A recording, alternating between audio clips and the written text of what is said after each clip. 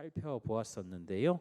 오늘은 이 조항들이 어떤 원리로 나누어지는지, 그리고 그 원리 가운데 있는 삼위일체 교리가 무엇인지에 대해서 함께 알아보도록 하겠습니다. 우리가 24문과 25문 부분을 함께 읽어보실 텐데요. 24문부터 먼저 읽어보도록 하겠습니다. 제가 질문을 하면 여러분들이 답을 보시고 함께 답해 주시면 되겠습니다. 25문입니다. 이 조항들은 어떻게 나누어집니까? 나누어집니다. 첫째, 성부 하나님과 우리의 창조. 둘째, 성자 하나님과 우리의 구속. 셋째, 성신 하나님과 우리의 성화에 관한 것입니다. 네, 다음 25문이요. 다시 한번 질문하겠습니다. 오직 한 분 하나님만 계시는데 당신은 왜 삼위 곧 성부, 성자, 성신을 말합니까? 왜냐하면 하나님께서 자신을 그의 말씀에서 그렇게 계시하셨기 때문입니다. 곧 이 구별된 삼위는 한 분이시요 참되고 영원하신 하나님이십니다. 네, 우리가 교회를 조금 다녔다, 좀 신앙생활을 조금 했다 하면 여러분들이 몇 번 들어봤을 직한 그런 내용인데요. 성부, 성자, 성신이라고 하는 말이 나옵니다. 자, 그렇다면 성부라고 하는 것이 무엇이냐면 이 성부라고 하면 거룩한 아버지라는 뜻입니다. 그러니까 거룩한 아버지 누구시냐면 하나님을 이야기하는 것이죠. 그리고 성자라고 하면 이 거룩한 아들을 이야기합니다. 그래서 성자는 바로 하나님의 외아들이신 예수님을 가리키고요. 그리고 성신이라고 하는데 우리는 이런 표현을 잘 안 쓰고 성령으로 쓰죠. 그래서 거룩한 영, 이렇게 해서 성령이라고 하는 표현을 우리가 쓰고 있습니다. 성령님, 또 성부 하나님, 성자 예수님, 성령 하나님, 이렇게 우리가 부르는데, 그렇게 보다 보니까 이 사도신경이라고 하는 내용이 하나님과 예수님과 성령님에 대한 주제로 나뉘어져 있다라고 하는 것들을 우리가 살펴볼 수 있습니다. 여러분들 사도신경 하면 여러분들 뭐 거의 숨도 안 쉬고 외울 수 있잖아요. 대부분 이 내용을 보지 않고도 여러분들이 충분히 외우실 수 있는 내용들인데, 여러분 그 내용들 가운데 이런 내용들이 숨어 있었다라는 겁니다. 전능하사 천지를 만드신 하나님 아버지를 이렇게 시작하잖아요. 바로 그 부분이 바로 우리 성부 하나님 아버지에 대한 의미를 담고 있습니다. 그리고 나서 두 번째, 그 외아들 예수 그리스도를부터 시작해서 저리로서 산자와 죽은 자를 심판하러 오시리라. 여기까지가 이제 성자에 대한 이야기, 거룩한 아들이신 예수님에 대한 이야기가 담겨 있습니다. 그리고 마지막 부분에 가면 이 성령을 믿사오며부터 시작해서 영원히 사는 것을 믿사옵나이다로 끝나잖아요. 여기가 바로 이 성령에 대한 이야기들을 담고 있다라는 것이죠. 여기서 제가 예전에 17문을 하면서 중보자는 왜 참 사람인 동시에 참 하나님이셔야 되는가에 대해서 설명을 드릴 때에 잠시 삼위일체라고 하는 이론을 여러분들께 알려드린 적이 있습니다. 성부와 성자와 성령님이 한 분이시면서 세 분이다 라고 하는 것을 여러분들께 말씀을 드렸습니다. 그리고 나서 한 가지 더 말씀드린 게 있는데 뭐냐면, 이것은 이해의 영역이 아니라 믿음의 영역이다라고 여러분들께 말씀을 드렸습니다. 사실 이 삼위일체라고 하는 말이 성경에는 한 번도 등장하지 않습니다. 그래서 여호와의 증인들은요, 우리에게 이렇게 얘기합니다. 성경책을 들이밀면서 야, 성경에도 한 번도 나오지 않는 이 잘못된 이론을 가르치는 게 아니냐라고 이야기를 하면서 우리 기독교를 깎아내리는 그런 모습들을 보여줍니다. 그러나 여러분, 하나님이 한 분이시면서 세 분이다라고 하는 그 증거가 성경에 아주 자주 등장한다라는 것이죠. 이 삼위일체 교리에 대한 무서운 경고가 있습니다. 이해하려고 애써라. 그러면 정신을 잃을 것이다. 부인하려고 애써라. 그러면 영혼을 잃을 것이다. 삼위일체라고 하는 내용들을 설명하고 파악하려다가 수많은 이단이 생겨났을 정도였습니다. 인간의 언어로 굳이 제가 표현을 하자면 하나님은 한 분이시고 세 분이시다 정도로 표현할 수 있습니다. 여러분 이 말이 이해가 되시나요? 한 분이신데 세 분이십니다. 이건 마치 우리가 요즘에 나오는 있었는데요 없었습니다랑 비슷한 얘기거든요. 이해가 잘 되시나요? 세 분이시고 한 분이세요. 동시에. 이해가 안 되시죠? 여러분 이해가 안 되시면 제가 설명을 아주 잘한 겁니다. 그러니까 이거는 이해의 영역이 아니라는 거예요. 이 아우구스티누스라고 하는 분이 뭐라고 얘기를 했냐? 하나님이 이 세 분이시면 한 분이시다라고 하는 이 삼위일체론이 숟가락으로 대양의 물을 다 퍼내는 것보다 훨씬 더 죄송해요. 잘못 얘기했네요. 숟가락으로 대양의 물을 다 퍼내는 것이 이 작은 머리로 삼위일체를 이해하는 것보다 훨씬 쉽다. 이렇게 얘기를 했습니다. 여러분 그렇다면 우리는 이렇게 얘기할 수가 있죠. 왜 하나님은 이 복잡하고 어려워서 이해할 수조차 없는 것을 우리에게 믿으라고 하시는가? 우리의 이성과 논리로 이해할 수 없는 것들을 우리는 지금 시대에는 잘 받아들이지 않잖아요. 우리가 이해되지 않는 것들을 그건 내가 이해가 안 되는데 라고 배척하잖아요. 그렇다면 이런 시대에 이 삼위일체라고 하는 무기는 너무 낡은 무기가 아닌가? 더 이상 먹히는 무기가 아닌 것은 아닌가라는 그런 논리적인 반박이 가능하다라는 것이죠. 그런데 여러분 하나님께서 주신 말씀인 성경에는요 밝히 드러난 부분들이 많이 있습니다. 우리가 딱 보고도 그 말씀에 어떠한 의미가 있는지, 예수님께서는 이 땅에 오셔서 비유를 말씀하실 때 그 비유를 풀어주시는 말씀도 같이 하시잖아요. 그런데 성경 말씀 중에도 하나님이 감춰두신 부분이 있어요. 아무리 읽어도 해석이 되지 않는 것들, 아무리 생각을 해도 이것이 무슨 의미인지를 알 수 없는 부분들이 분명히 성경에 남아있다는 것입니다. 여러분 생각해 보십시오.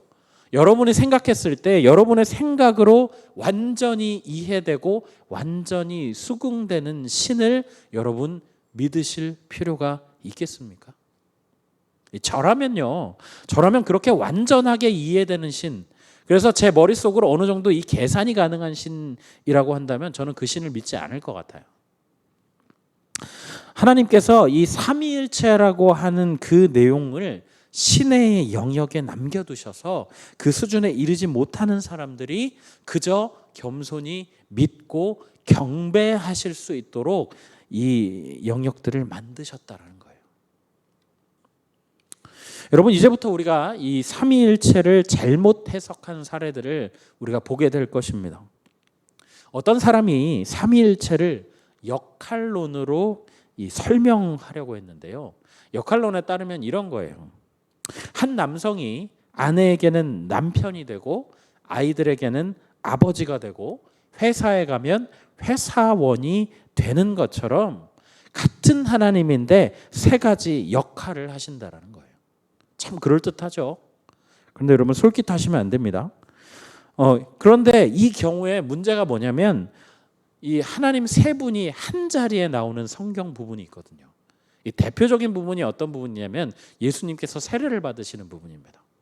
예수님께서 이 세례 요한에게 세례를 받으려고 나가시죠. 이 세례 요한 앞에는 예수님이 서 계십니다. 그리고 비둘기와 같이 성령이 임했다라고 이야기해요. 성령님이 함께 계신 거죠. 그러고 나서 하늘에서 소리가 납니다. 이는 내 사랑하는 아들이다. 자, 그러면 만약에 역할론을 따진다면 이 역할은 이곳에서는 이 역할을 하고 저곳에서는 저 역할을 하고 여기서는 이 역할을 하는 한 사람이라는 이야기인데, 한 신이라는 이야기인데 그 신이 어떻게 세 신이 함께 계실 수 있겠어요? 그러니까 이 역할론의 함정은 바로 이것입니다. 성경에서 나오는 하나님이 세 분이 함께 계시는 그 부분들을 절대로 설명할 수 없다라는 것이죠. 자, 그리고 물로 설명하는 사람도 있습니다. 물. 자,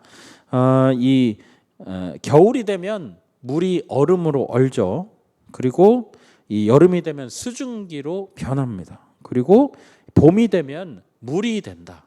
그러니까 이렇게 삼위 하나님도 이렇게 계속해서 이 모습을 바꿔 가신다라고 하는 얘기, 역할론이랑 거의 비슷한 얘기죠. 그런데 이건 역시도 세 분이 함께 계시는 이 상황을 설명할 수가 없습니다. 이 삼위일체를 이렇게 뭔가 설명하려고 하면 문제가 된다라는 거예요. 또 이 삼위일체를 억지로 해석에 끼워 맞추게 되면 역시나 이단이 됩니다. 어떤 이단이 있는지 한번 볼게요. 일위신론이라고 하는 이단이 있습니다. 유니테리안이라고 하는데요. 이 이단은 하나님이 한 분이시라는 거예요. 우리가 성부, 성자, 성령을 이야기하지만 세 분이 아니라 한 분이시라는 거예요. 그리고 이 위격이라고 하는데요. 자, 성부, 성자, 성령을 한 분 한 분을 위격이라고 이야기를 하는데 이 위격 자체도 하나라는 거예요. 그러니까 한 분이시라는 거예요. 그럴 듯하지만 여러분 절대 넘어가시면 안 되고요. 그리고 또 하나는 이 두 번째가 이 삼신론입니다. 완전히 반대가 돼요. 일위신론이랑 완전히 다른 얘기인데 성부, 성자, 성령이 처음부터 아예 다른 객체라는 뜻입니다. 성부 하나님, 성자 하나님, 성령 하나님이 그저 완전히 다르신 분이 역할도 다르고 하는 일도 다르고 우리는 이렇게 얘기하잖아요. 세 분이 한 분이시라고 얘기를 하는데 그게 아니고 다 각자 세 분의 신이 있다라는 거예요. 그래서 삼신론이라고 이야기를 합니다. 또 다른 이단을 볼게요. 양자론이라고 해요. 양자. 그러니까 자기 부모님이 아닌데 이 부모님의 아들로 입적을 하는 것을 말하는 거죠. 양자론이라고 이야기를 하는데 이게 뭐냐면 예수님이 하나님의 피조물이라는 겁니다. 그래서 이 하나님보다는 훨씬 못한 존재예요. 그리고 인간보다는 훨씬 뛰어난 존재. 이 중간자적인 어떤 그런 입장을 보인다. 중간 존재다라고 하는 내용이에요. 그런데 여러분 이것은 여호와의 증인들이 주로 쓰는 수법입니다. 하나님보다는 못한 존재, 그리고 사람보다는 월등하게 뛰어난 존재. 그 사이에 있는 중간자적인 역할을 한다라고 하는 것이 바로 이 양자론입니다. 또 하나는 이 양태론이라고 하는 게 있어요. 양태론이라는 무슨 말이냐?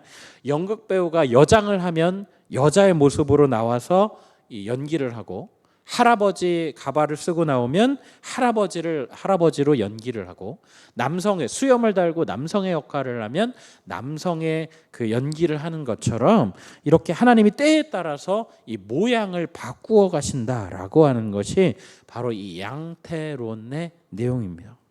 그래서 원네스 오순절파라고 하는 이 파가 있는데 미국의 유명한 파인데요. 이렇게 이 삼위일체 사상을 뭔가 이론적으로 정립하려고 하고 뭔가 자기들의 해석에 끼워 맞추려고 하다 보니까 이렇게 이상한 이단들이 생길 수밖에 없었다라는 것이죠. 그런데 여러분 이렇게 알려진 이단들보다 훨씬 더 위험한 이단이 있습니다. 그게 뭐냐면요. 삼위일체 참 어렵잖아요. 그러니까 그 어려운 그거 복잡해서 어차피 이해하려고 해도 이해도 못하고 설명도 못한다면서 그러면 그런 거 몰라도 된다라고 하는 이 무관론이에요. 무관론. 아무 문제가 없다라는 거예요. 내가 삼위일체를 몰라도 내가 신앙생활하는데 전혀 문제가 없고 내가 일상을 살아가는데 전혀 문제가 없다라는 거예요. 여러분 이게 굉장히 가장 무서운 이단입니다. 이 아타나시우스 신조라고 하는 교회의 전통적인 이 신조가 있습니다. 그런데 이 신조에 이런 말이 나올 정도예요. 삼위일체를 믿지 않는 사람에게는 구원이 없다. 그 정도로 이 삼위일체가 중요하다라는 거예요. 여러분 그렇다면 이 어렵기도 하고 설명도 안 되는 이 놀라운 진리 가운데서 우리가 이것을 믿으면 어떤 유익이 있는가에 대해서 우리가 좀 살펴보겠습니다. 제가 4가지를 준비해왔는데 첫 번째는 뭐냐면 삼위일체는요 내 삶의 기초를 제공합니다. 하나님께서 우리를 얼마나 소중히 여기시는지 이 하나님께서 인간을 짓고 나서 정말 더할 나위 없이 좋다라고 말씀하실 정도였죠. 그 인간을 만드시면서 그 인간과 교제하는 것이 너무너무 좋다라고 이야기하셨어요. 이 창세기 1장 26절을 보면요. 창세기 1장 26절을 보면 우리가 우리의 모양대로 사람을 만들고라고 하는 말씀이 있습니다. 자, 우리는 단수인가요, 복수인가요? 예, 복수죠. 우리. 그러니까 나 이외에 다른 존재들이 있다라는 것입니다. 우리의 모양대로라고 할 때 이 성경은 전통적으로 이것을 뭐라고 얘기하냐면 삼위 하나님이시다라고 이야기를 해요. 그래서 성부, 성자, 성령 하나님께서 이 우리의 모양대로 사람을 만들자라고 서로 협의를 했다라는 것입니다. 그런데 27절에 보면 하나님이 자기 형상대로 만드셨다라고 나옵니다. 이거 여기에서 나오는 자기 형상대로라고 할 때 이 자기 형상은요, 희한하게 단수입니다. 단수. 그러니까 앞에는 분명히 복수라고 얘기를 했는데 뒤에는 단수로 나오는 거예요. 이게 무슨 얘기냐면 두 말씀을 합쳐서 보면 이거는 어휘의 실수가 아닙니다. 어떤 그 명백하게 의도해서 얘기를 하는 거거든요. 그래서 성부, 성자, 성령 이 삼위 하나님이 한 분이시기도 하고 세 분이시도 하다는 그런 이야기를 하고 있는 것입니다. 하나님 우리를 만드실 때에 성부, 성자, 성령 하나님이 머리를 맞대고 우리를 디자인하셨다는 거예요. 그리고 그분의 형상대로 우리를 만드셨다라는 것입니다. 그리고 그 작품이 손상되었지 않습니까? 죄가 들어오면서 그 처음에 만드셨던 목적과 그 처음 지으신 그런 것들이 다 망가졌을 때에 하나님이 구원을 계획하시고 예수님께서 십자가에 달리셔서 그 구원을 성취하셨고 또 성령님께서 그 구원을 우리에게 적용하셨다라는 거예요. 여러분 다시 얘기하면 우리 그리스도인들이라고 하는 사람들은 이 삼위 하나님이 아니면 생존 자체가 성립이 안 된다라는 것입니다. 그래서 삼위일체는 내 삶의 기초를 제공합니다. 두 번째로 살펴볼 것은 무엇이냐면 삼위일체는 내 삶의 목적을 제공합니다. 여러분 예수님께서 이 땅을 떠나실 때에 제자들에게 이렇게 말씀하십니다. 마태복음 28장 19절인데요. 이렇게 이야기하셨어요. 아버지와 아들과 성령의 이름으로 세례를 주고. 자 보세요. 아버지, 아들, 성령 셋입니다. 그런데 여기에 아버지, 아들과 성령의 이름이라고 하면 안 돼요. 우리의 상식으로 생각을 하면 아버지와 아들과 성령이면 세 분이시니까 이름들로라고 해야 돼요. 그런데 여기에 나오는 것은 이름으로라고 이야기를 합니다. 이건 역시도 계속해서 우리가 반복을 하고 있습니다만은 하나님이 세 분이시면서 한 분이시다라는 것을 증명하는 내용이에요. 그런데 여기서 중요한 것은 그것도 그거지만 세례를 주고입니다. 세례를 주고. 여러분 세례를 주려면 먼저 어디에 와야 돼요? 여기요, 여기. 어디에 와야 돼요? 네, 교회에 먼저 와야 돼요. 자, 교회에 오려면 어떻게 해야 돼요? 전도를 해야죠. 자, 전도를 하려면 어떻게 해야 돼요? 선을 베풀어야죠. 이 이야기는 무슨 얘기냐면 하나님이 이웃에게 선을 베풀면서 그들을 하나님 앞에 나오게 하라는 거예요. 그러고 나서 궁극적인 목적은 뭐냐면 그들로 인해서 그들이 세례를 받고 구원을 받게 되는 것이 목적이라는 것입니다.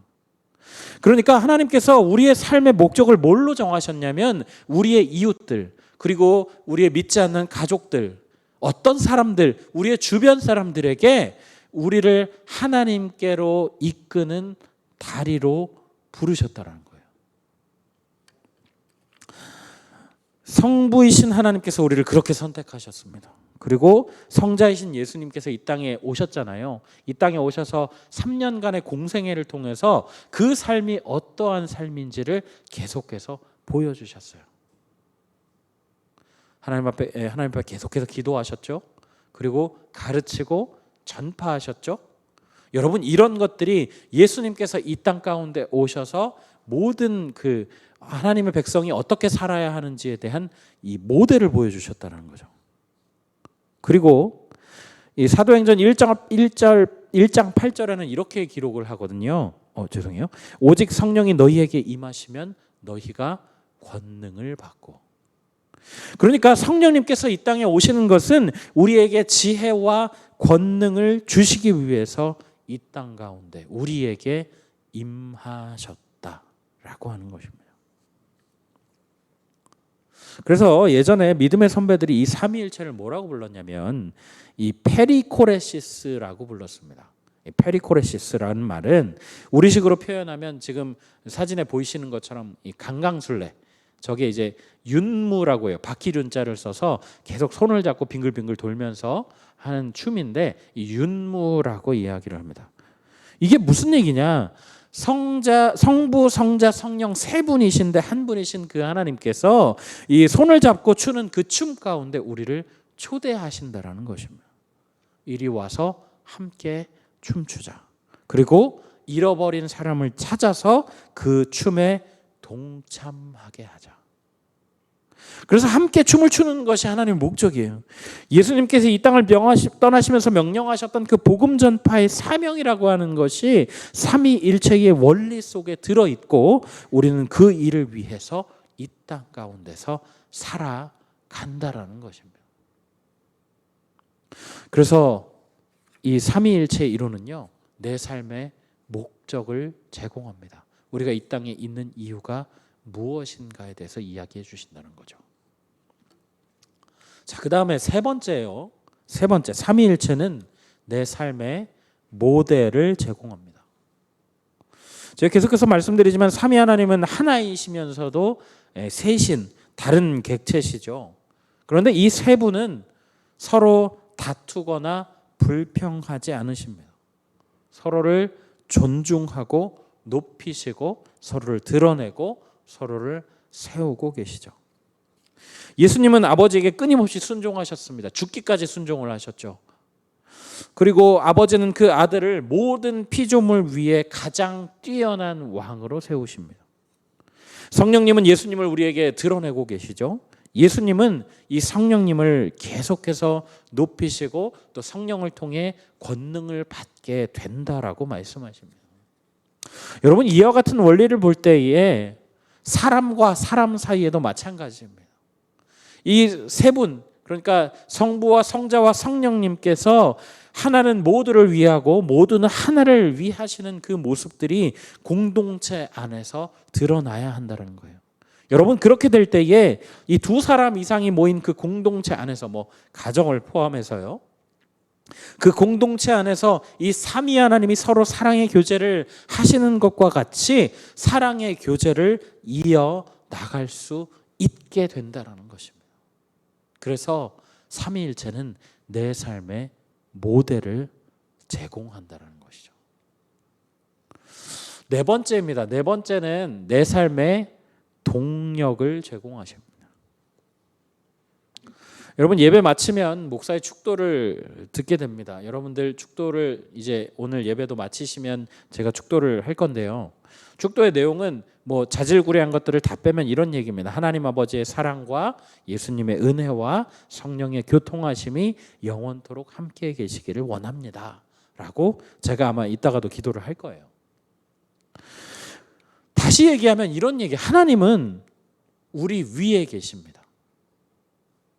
우리 위에 계셔서 우리의 삶들을 전체적으로 다 보고 계시죠. 그리고 성자 예수님은 우리와 함께 계십니다.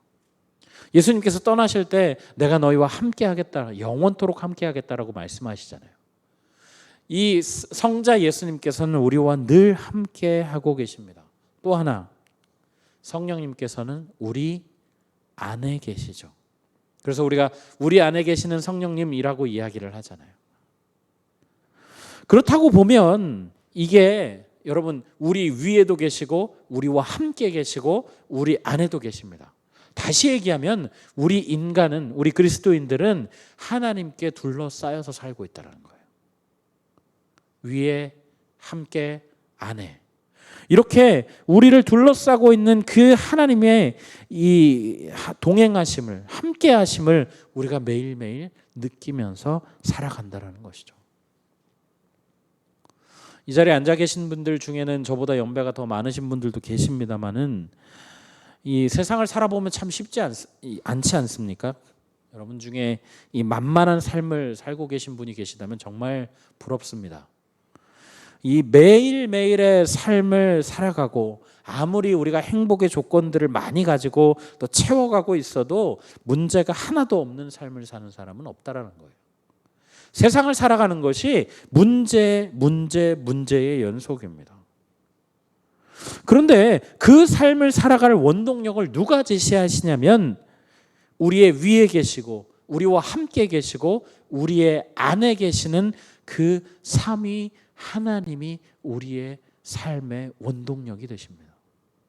우리가 살아가는 모든 삶 가운데 우리의 문제와 우리의 어려움과 우리의 고통과 절망 가운데서 유일하게 응답하시고 대안이 되실 수 있는 분이 바로 하나님이시라는 거예요.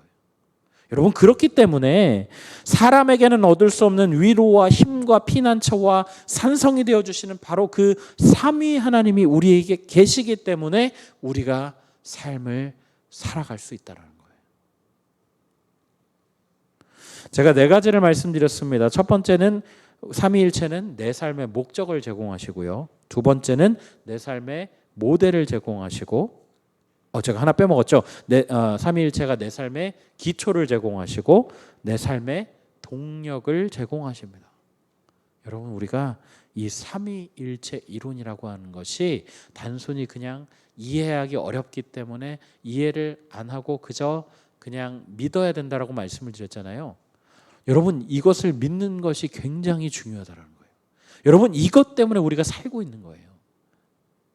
그렇기 때문에 몰라. 그런 거 상관없어. 그냥 예수님 믿고 세상 사는데 뭔 문제가 없어라고 이야기하시기 이전에 여러분, 이것 때문에 내가 살고 있다라는 생각을 하시면 여러분의 삶이 여기로부터 시작된다라는 것을 믿으시면 여러분, 오늘의 삶을 사는데 여러분이 참 위로를, 참 도움을, 그리고 참 동력을 얻으실 수 있다라는 거예요. 말씀을 마무리하겠습니다. 제가 삼위일체가 우리에게 왜 필요한지에 대해서 또 무엇이 중요한가에 대해서 말씀을 드렸는데요. 하나님은 우리가 삼위일체를 지식적으로 파악하기보다 이 신뢰함으로 찬양하고 그리고 그 위에 우리의 삶을 올려놓기를 원하십니다. 여러분, 바라기는 오늘 말씀을 함께 들으신 모든 성도님들이 우리 삶의 기초가 되고 목적을 제공하고 삶의 모델이 되어주시며 동력이 되어주시는 그 삼위 하나님의 도우심과 함께 하심을 알므로써 그 위에 우리의 믿음의 견고한 집을 짓고 주님 오시는 그날까지 함께 살아가시는 우리 믿음의 성도님들 다 되시기를 예수님의 이름으로 간절히 부탁드립니다.